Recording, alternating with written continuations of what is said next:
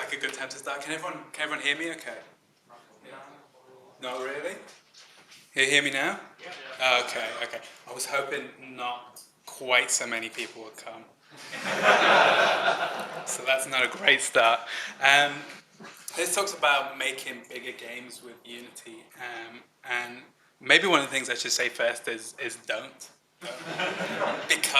Largely because bigger games are going to cost more money, they're going to take more time to develop, you're going to run into a lot of problems on the way. So leave now if you don't want to make bigger games. No, okay. There's a console talk next door? No, okay. So my name's Dan Treble. I'm the co-founder of a company called Defiant Development. We're in Brisbane. We started in 2010. Basically, a friend and I, we've been laid off from pretty much every game developer you can name. I've worked at EA, Pandemic. He worked at Relic and Irrational. So we decided that we had better chance making our own company than being laid off from another one. So it was about the time of the financial crisis, and a lot of really talented people in Brisbane. And ultimately, we wanted to give them jobs. We wanted to work with them again because working with talented people is the best thing about making games. So great people. Since then, we've made some games and stuff. We've done all kinds of strange things. So we started off with a game, touch-focused game called Rocket Bunnies. We did some augmented reality games. This game brings one of the Dallas Mavericks tickets to life. We did a prototype for being a war correspondent. Kind of a twist on a first-person shooter where you ran around with a camera and not a gun. We tried free-to-play as well. We made a free-to-play tablet RPG called Heroes Call, and that did okay. Where we really got lucky was we published a game called Ski Safari, and if anyone's here to learn how Ski Safari was made, I can't tell you. I'm sorry. That's the biggest disappointment of the talk. I've got a lot of good ideas about how it was made, but if I knew, I would be making one every day. We also we reskinned it because everyone in the office loves Adventure Time, so we did an Adventure Time version as well. But the game that we're making at the moment, and the game that's really challenging us to make big games in Unity, we're making a game called Hand of Fate, and it's a strange mix of card deck building and action RPG. And I'm going to subject you to a trailer for it. And I don't know how loud the sound is because it's not tested. So, ready yourself.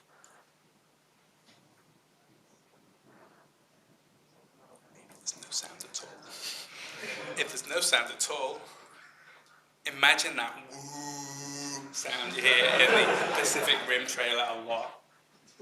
Oh, that's my fault.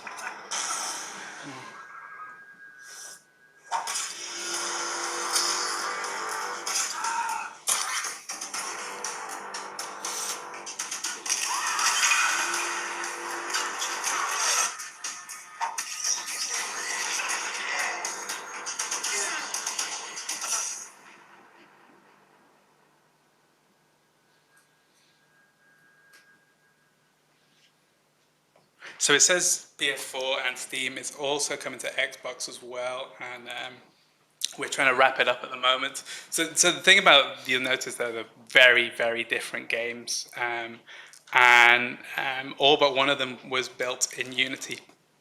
And they all share a lot of similar processes in the way we work. The next slide I don't need to show because everyone uses source control. So I'm going to skip through that. We keep assets as text. It's the only way of having multiple people work on the project. This was terrible when we first started Unity. Everything had to be binary. It's just terrible workflow. It's much, much better now, but we still fall into traps all the time. And execute and edit mode is how we fall into traps. Every time you open the scene, and something gets executed in edit mode, and something serialized changes, you dirty the scene, someone else checks it in, and then you've got a merge conflict. So I don't know if anyone uses NGUI. We use NGUI a lot, but NGUI is particularly guilty of this. And there's a couple of things you've got to change in NGUI to make sure it doesn't do this. UI anchors and UI stretch are the worst ones, so we changed them straight away. The good news is that merging is going to get better in 5.0. There's Unity are working on something called YAML merge, which we've been helping out on, and that really helps when you've got multiple people touching the same files. So that's something to look forward to. UI remains a big bottleneck for us. We always say we're going to split out the UI into another scene, and we don't. Our UI scene never seems to merge. And our biggest guilty secret is we use exclusive checkout on the UI scene, which is a bit of a productivity killer. Worse than that, we don't use source control exclusive checkout. We use a physical card that we pass around the office to say whether you've got the card table scene checked out. The only good thing about this is you can go and talk to someone and say, how long will it be? What are you working on? Maybe you can help. So we need to get better on that. There's some things in NGUI that have slipped and are still causing execute on edits, especially with the panel sorting as well. So on Skeeterite Bench Time, we did manage to get the UI scene merged, and we need to spend a bit more time doing that. As the projects are getting bigger and bigger, the amount of storage they take on disk or the source assets. So you can see that Rocket Bunnies is tiny. Hand of Fate is currently 32 gig of source assets, and that if you're using Subversion, that's twice on your hard drive. So that's 64 gig. And what that means is development gets much slower. Getting into game is slow. Getting it from source control is slow. Having external people work on the project is almost impossible with the internet in Australia. I think it worked out. It would take 4 days for someone to sync, and we do have we have a sound designer in Melbourne and also a composer in Brisbane as well that we need to sync the project. So it's hard. Internet sucks. Don't make big projects. Just remember what our first bit of advice was. The task tracking. So I've been in games for 15 years now, and the one thing that we haven't got any better at task tracking at all over those 15. Not really noticeably better. The one thing we've got better at is admitting we're bad at task tracking. So I think we know now that around a 2-week period, our confidence level is quite high. At a month level, confidence drops off. At the 6-month level, we've basically got no confidence at all. So the task tracking hasn't got better in the time. We've tried doing representing tasks with physical cards on the board, and that works quite well. It's a lot of work to manage. We've also tried using a package called On Time to manage the physical board. You can also use it on the web, but it didn't get much buy-in from the guys in the end. So what we've ended on is Trello. I don't know if anyone uses Trello because it's free and it's brilliant. So we use Trello rocks. We use Trello to track all our tasks, and you can put screenshots and message people and tag people. And of all the things we've used, it's so much better than anything else. So you can shortcut all the things we did wrong and just use Trello. We use it to track our tasks and our bugs. And we pass the tasks around till they're done. We don't do any individual tracking because the game's made a team effort. So we live and die by the team. And we use a plugin for the time estimates on cards, although we haven't got much buy-in from that yet, but I do want to use that more. We run kind of an agile-like process, which just kind of means we don't run an agile process at all, because I don't know, if you're not doing everything, you're not doing it all, but we have 4-week sprints, and at the moment we're doing monthly builds for Hand of Fate, which means we kind of do 3 weeks work, branch it, lock it off, and do a week's QA on it before we push it out. That's working really well for us, just in terms of keeping things manageable.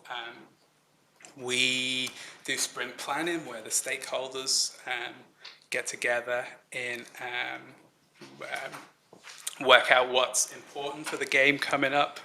And we, from that, every day we have a stand-up where we get around, talk about what's blocking us and what we did yesterday, what we're going to do tomorrow. And that's mostly to keep me honest.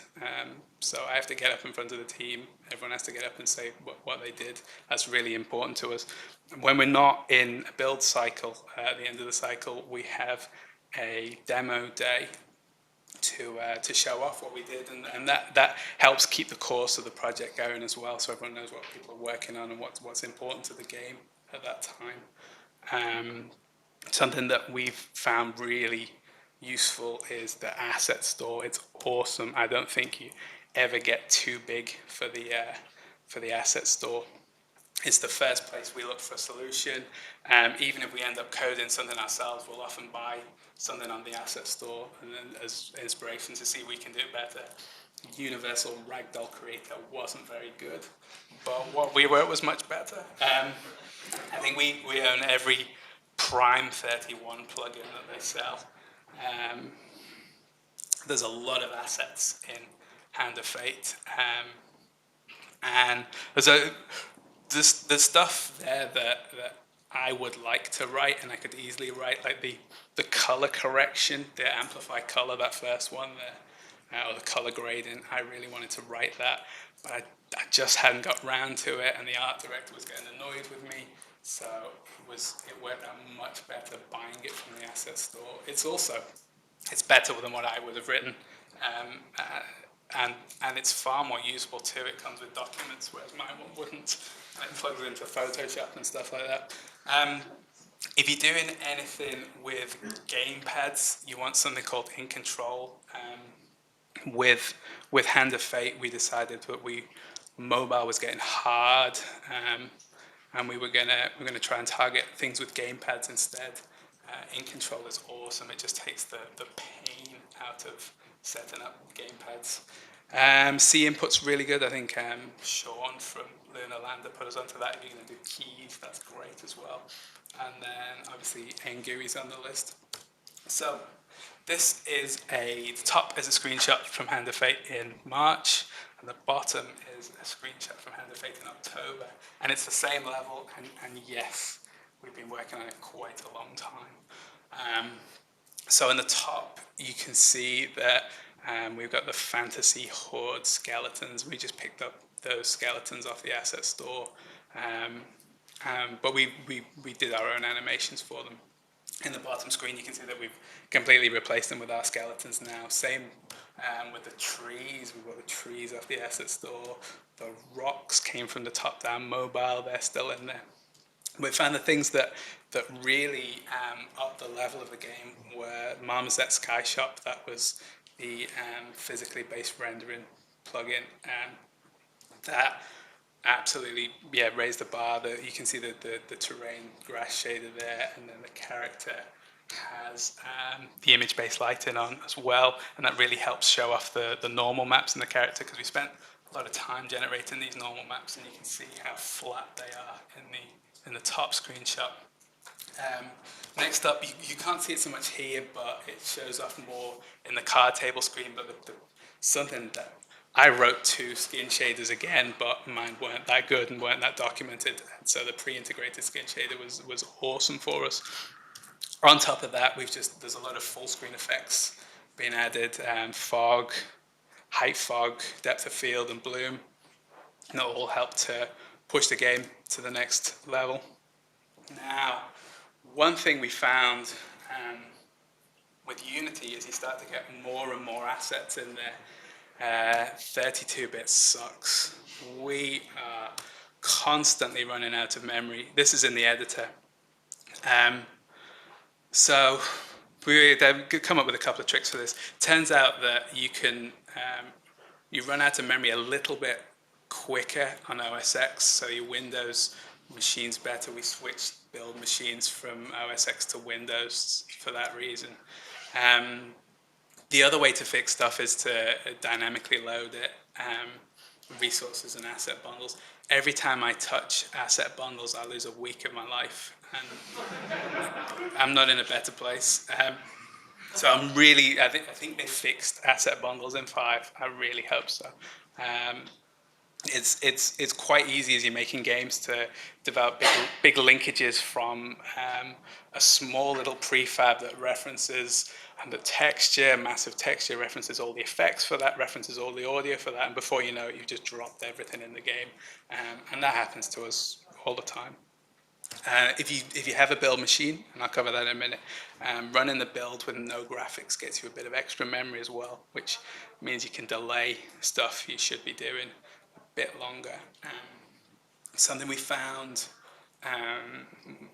is the summation of the resources directory and the first scene is kind of your limiting factor of when your build's going to run out of memory. This is just making a standalone build, I should say. So we found if we had the first scene empty, we could push it a little bit further as well. But really, we want 64-bit, so roll on Unity 5. Now, I just mentioned the build machine. It's really essential to have a build machine. It's essentially if you've got more than one person, because you need to know who broke the build so you can pass the blame. We have a small domo that sits on your desk when you broke the build, and you get to move that to someone else's desk when they break the build. It's a domo of shame. So build machines are really good when you have multiple configurations. So for something like Ski Safari Adventure Time, we're delivering an iOS build, an Android build, a Amazon build. We're delivering that in 2 configurations, and it's amazing. I can be an Aldi on my mobile phone and set 6 builds going. That feels kind of gangster. So ideally, you're never submitting a handmade build. I've done this and made mistakes continually, especially if the process is long, you're going to make a mistake. The best thing is that for our Steam builds, the build machine uploads straight to Steam. For the iOS build, straight to TestFlight, we use something called Jenkins. I believe Unity Cloud is awesome as well, but I haven't used it yet. The other thing we get Jenkins to do is we get it to graph everything, so it can tell us when someone's checked in an uncompressed texture or a lot of uncompressed audio. This is the view of one of our 2 build machines at the moment. It's cranking out PS4 and Steam and Xbox or Xbone builds for Hand of Fate. This is the other one. This is we parse the Unity log every build and work out the app store size. Or that's one of the things we graph, and that's really important if you're trying to stay under the 100 meg or the 50 meg, and it's really important again if you're trying to work out who to blame. One of the other things we get the build machine to do is this is a level from Hand of Fate, the same one that you saw. The yellow boxes, can you see them? Yeah, you can see it. Yellow boxes, we calculate points, unobstructed points on the nav mesh. And this is used for characters if they want to flee from another character. They need somewhere safe to run to that's not going to be obstructed. The good thing about that is it gives us a regular grid of points through the level. And what we get the build machine to do is we get the build machine to run through those points, and we graph out the draw calls, the render time, every stat we graph out once a day. So we know the hotspots in our level. We got 120 levels in Hand of Fate at the moment, which is way too many, and don't do that. And most of them are just variations on other levels. So at the end of that, I get out a big spreadsheet which tells us all the hotspots, and we can work through that to work out the worst performing bits. QA feedback. So historically, we have been terrible with QA.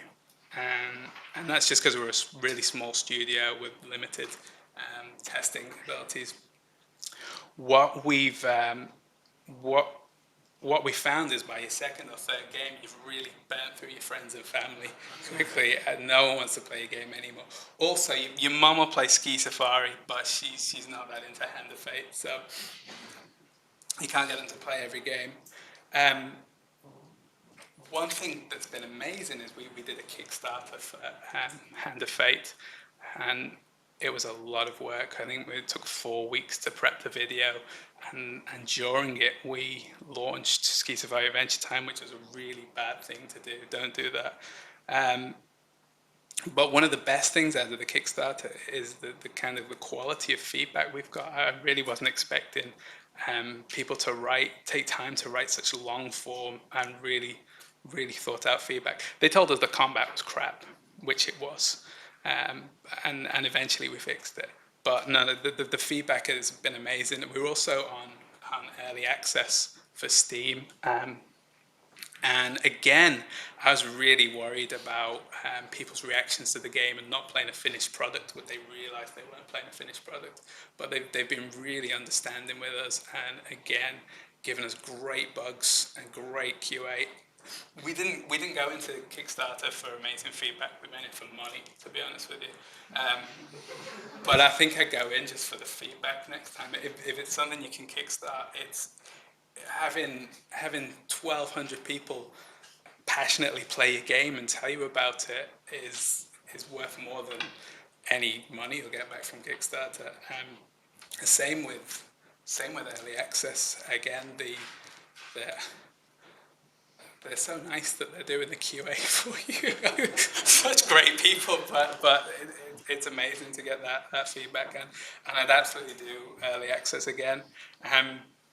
One thing that maybe you can't scale up on easily is we've been really lucky in that we've had a full-time QA lead regressing the bugs for us and taking stuff that appears on the Steam forums and putting that back into Trello, and that's unbeatable as well. Obviously, not everyone can have that.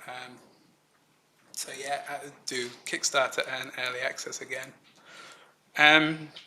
Along the way, we've messed with piracy protection and DRM, and the outcome of that is don't bother. We found that it was much better spending time making a better game. It's much better spend your time doing updates and worrying about the people that are going to spend money on your game. It's not worth spending time on these two people.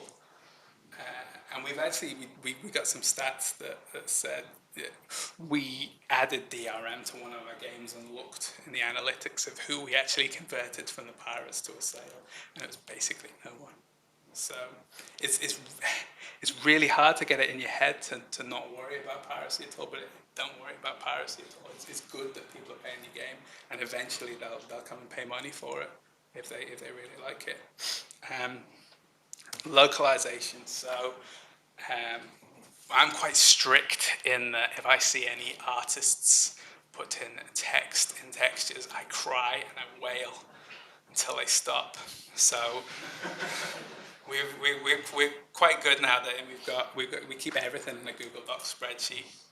And one of the massive upsides to that is you can use a formula in the Google Docs spreadsheet to translate into another language.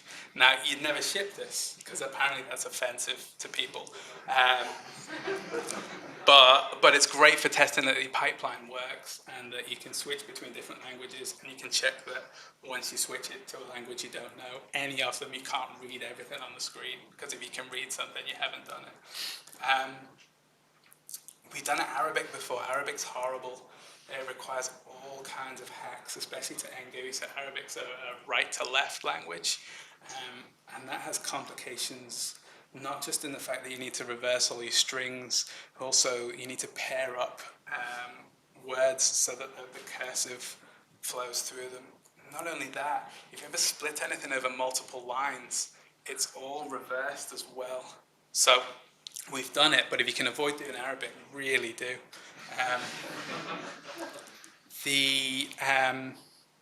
We're just coming into localizing hand of fate at the moment, and we've got a lot. I'm going to flick the next line up. We've got a lot of words. We've got 55,000 words, and if you start timesing that between 8 to 20 cents a word, it's quite a lot of money. So be wary of the costs involved in localizing your game.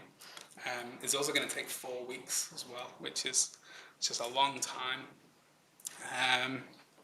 So mobile lessons everywhere. For a long time there, we were all learning about free-to-play games, and we were learning about retention and cost per acquisition. We were learning about things that personally were interesting, but I just want to make games ultimately. It turns out that it wasn't a complete waste of time. You can take some of these lessons to Steam and to other platforms. So things we're taking there, we are A/B testing our store art. So this is, we'll just put a Facebook ad up with 6 different store images and see who clicks on the most. The Facebook's quite brutal and it'll optimize for the best image, so you got to be careful there. But that's the original 6 we tried. Then we did multiple rounds of those to try and make our store art as appealing as possible. It's no good if you don't click on a game in Steam to have a look. We use analytics even in PC. We use analytics. We don't. Mostly we use them for balancing the difficulty of the game. We get a lot of feedback on the Steam forums that says it's too hard or it's too easy, and it would be silly to listen to those people without backing it up with data. Basically, I just want to make sure that they're not the outliers, that they're not the vocal minority, and that the actions of people actually match up with what they're saying in the forums. Another thing we found, and we probably never advertise a mobile game just because the cost of getting someone to buy a game will be more than the game itself. However, when you're selling a game for $25 on Steam, it does actually start to make sense to do some advertising. And we've been experimenting with Google AdWords to try and it's been working to an extent to put more people in the game. The good thing is it pushes you up the charts as well, which seems to have a good effect across Steam, all in all. In terms of Unity development, we surprise ourselves with the same problems every time, every project. And the good thing is they're mostly fixable.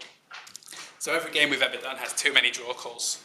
And this is particularly important on console at the moment. It's quite surprising how few draw calls you can get away with. The things that we really mark ourselves up with are lots of alpha on alpha. Using alpha decals for mucky patches on walls and things like that. Those polygons require sorting by default. So you got to be careful. You can, if you know they're just going to be used as decals on walls, you can use a different shader that doesn't sort them. You save a bunch of draw calls there. Found that grass on terrains was really heavy on draw calls. I think the default Unity option says put 8 blades of grass in the same draw call. Well, an artist can spray down 8 blades of grass without blinking. They can spray down thousands of bits of grass. Terrain itself has been heavy on the draw calls. You've got to watch that. The water, the default mode in the advanced water is just to draw everything again reflected. That takes a lot of time. And point light shadows are always a pain as well. I go through and turn them off again just to annoy the artists. We're always allocating too much and garbage collecting it. That's easily fixable. You can fix that in the profiler. Something that isn't fixable, we've done it twice now, is coroutine spaghetti, where coroutines are great in isolation, but when you start calling coroutines from coroutines that call coroutines that might spawn another coroutine, it becomes next to impossible to debug. So we need to get we need to just not get into a coroutine spaghetti problem again. That's twice now. We are guilty of overcomplicated link. Again, that's you can fix it in the profiler. And the good things, why we get into these problems is we're cutting corners to make the game, and we know we can fix this later. The other one we do to ourselves regularly is we blow our memory budget by having static lists in classes that hold on to other classes. That mean lots of assets don't get freed. They're harder to find, and the memory profiling and the memory snapshotting in Unity has made them much easier to find, but it is still pretty hard. And then the other thing we do, which is where we have nested asset dependencies, we're dragging one prefab into the scene, and that drags every object. That's harder to solve, but it's all solvable. How we get to quality is we iterate. I don't think anything we've ever done has started great, but we've built in enough time to iterate and to make it great. And Ski Safari was finished 4 months before it launched, and that time was just spent iterating and improving it and iterating it. I think Hand of Fate's about to ship beta 7 on Steam. Now there's no such thing as beta 7. That doesn't mean it's beta yet, I don't think. It's almost beta, but that's 7 months of iterating and making it better and iterating. And it's hard work. There's that 90% you start with, and there's the 90% to finish. But really, what I want you to leave thinking is, like, Unity is an amazing general purpose engine, but you don't make general games. There's always constraints you put in your games that you can exploit to make your game faster or better than the next person. Exploit your constraints. We've got like another process where we set every object to have a different color, and we run through and we count the pixels that it renders, so that when I'm destroying artist scenes, I can delete the objects that we don't see. So yeah, push it, iterate. I've run through the slides slightly faster than I thought I would. So the next one says questions.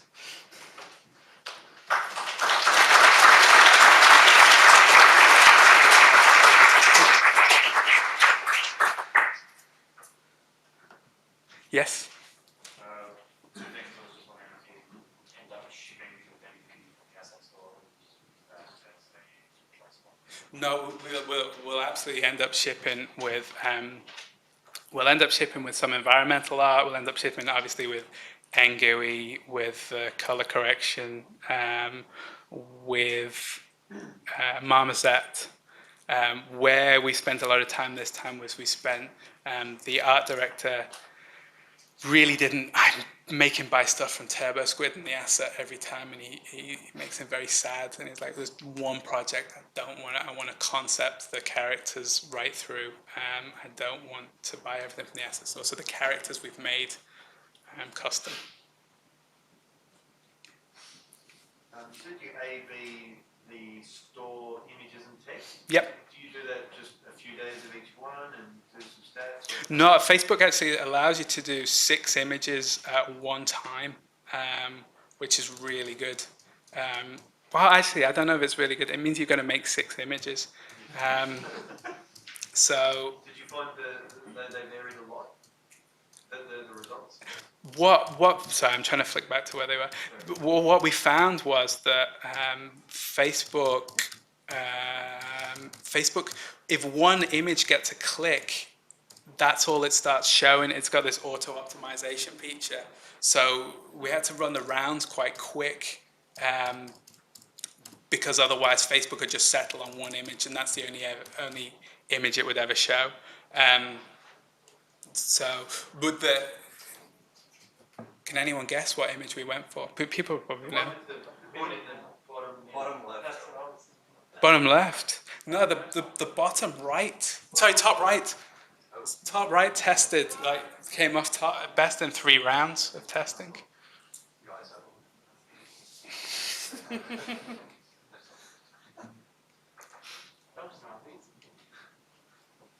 Yes. So you're using Jenkins. I'm assuming you've got someone at your company doing DevOps and stuff like that. right? So are you also using Unity sort of official sort of versioning stuff, or are you using something else?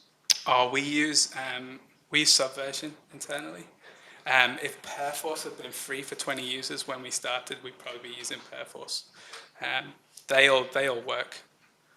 We did try to use Mercurial for a bit, but I couldn't explain to the artists how it worked. I was struggling conceptually. I was like, I can't ask other people to do this. I think I know how it works, but yeah. Yes. So, with the assets as text thing, I'm not sure if this is common knowledge, but does that mean that you hand merge the assets? Most of the time, you find that each of the version control systems comes with its default merging, and that's line by line. So if you haven't changed the same line of text to me, it's probably going to auto merge. So 9 times out of 10, it auto merges. However, if you've got something like no, it's not. If you've got something like ngui and you've got an anchor on lots of UI things, it's going to anchor it to the size of your game window. Your game window is different to my game window.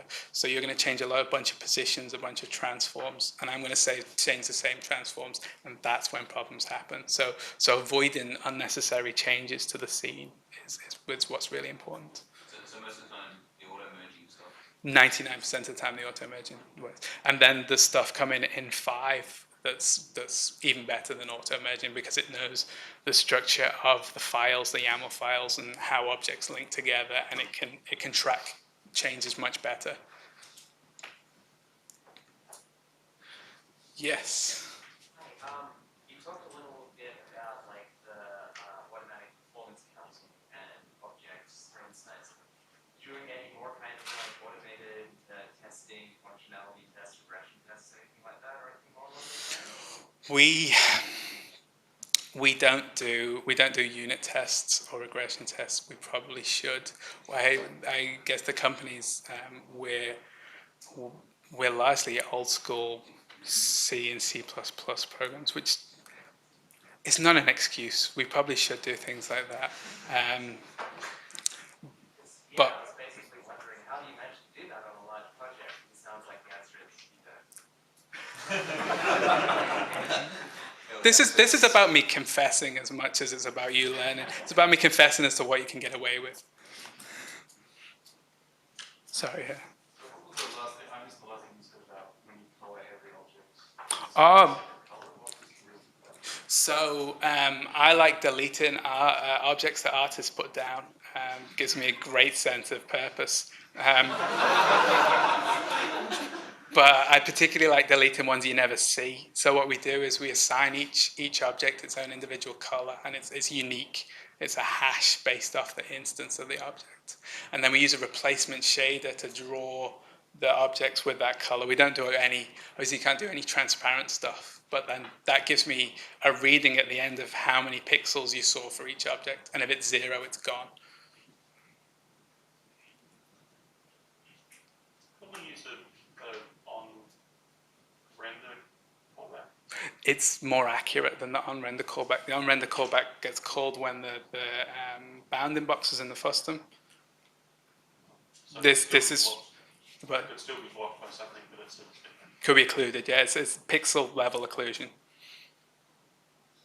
Did you guys program that, or was that a part of That's something we did. Yeah, I confess, I didn't check the asset store whether it existed before I made that. Yes. Yes. I just like deleting objects.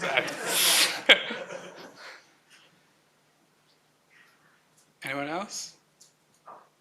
Yes, sorry. That's right. I was, so it seems like you're getting basically a network of reachable points. Is that manually created, or do you have some kind of system for automatically? So you can, it's an automated system. You can essentially, is it a raycast on the nav mesh? Or we know where the player is going to spawn, and then we raycast to the nav mesh, and then we check that there's a path between the player spawning and that point to know whether it's a safe point. Yes? There was so much useful information in your talk. I just wanted to ask if we'll be able to get the slides online or something. Yes, email me. You mentioned kicking off 6 build processes from your phone. How do you go about doing that? Okay, so the build machines on Jenkins, and then there's a server in between, a web server, Apache web server that forwards through. That Jenkins is on HTTP internally. The Apache web server flips it to HTTPS, and then if you buy a signing thing from the internet, you can go straight through to a machine in the office and kick off a build. Yes. We're moving a big project from our own engine into Unity, starting for Unity 2. Advice on things to get right first off, in terms of things that we should be thinking about from day one with our Unity project, and not making ourselves go later. Maybe don't put it all in at once. Maybe go for something more like the things that allow you to work on the mechanics and allow you to, I don't want to say vertical slice, but allow you to get to a vertical slice before you put all the assets in. Maybe you don't need all the footstep sounds in. Maybe you don't need all the textures in to start with, but get it working on a smaller subset. Anyone else? Okay. With your thing where you're automating going through the seed and the performance cost of each point, putting it into the Google spreadsheet, how do you then make that actionable, like for certain data, the RCMs or I share it with them, and there's an amorphous optimize level tasks in there, but they can't understand the source control, but they can understand that spreadsheet. there was one column that we're usually trying to optimize one column in that spreadsheet, and at the moment we're trying to optimize the submitted draw calls. So some levels we're getting up to 3,000, which is not good. Like PCs can do 3,000, no problem, but there's low end PCs and consoles can't do 3,000. So we're trying to drop that kind of in the 600 to 800 range at the moment. So while there's an amorphous test that says optimize the levels, there is a target we're working for at the moment.